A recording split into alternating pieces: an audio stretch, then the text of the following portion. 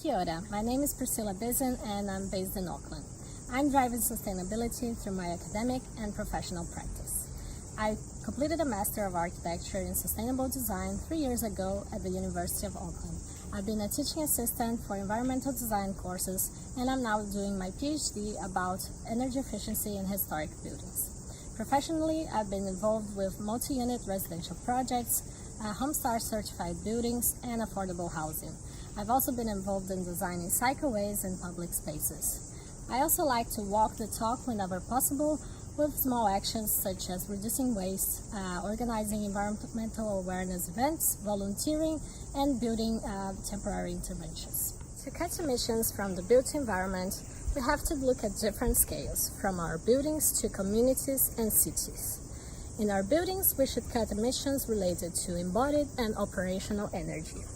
Embodied energy can be reduced by choosing local materials, reusing resources, and reducing construction waste. Operational energy can be reduced with energy efficiency.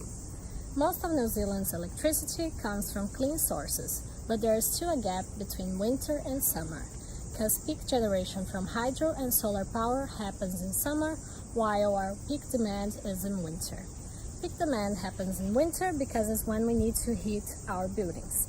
And this heating demand can be easily reduced by doing energy efficient buildings, by designing, constructing, and retrofitting them with good insulation, good air tightness, good orientation, and heat recovery ventilation, for example. In our communities, we should cut emissions related to transport by encouraging walking, cycling, and public transport.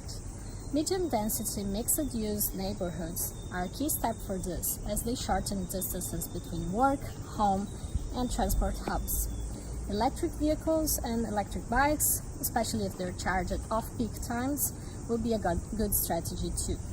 And we should plant more trees in our cities to help mitigate emissions. To achieve all of this, certification is very important.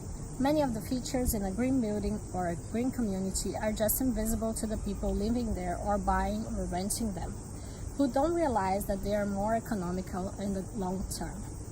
The market doesn't value these features as it should. So if we have efficient ratings for appliances and cars, why don't we have them in all buildings? And lastly, these changes are not only good for the environment, but also have great benefits to people, especially the most vulnerable. A green building is comfortable and healthy with low power bills. The green community encourages an active lifestyle. So we can all have better lives if we have a better built environment.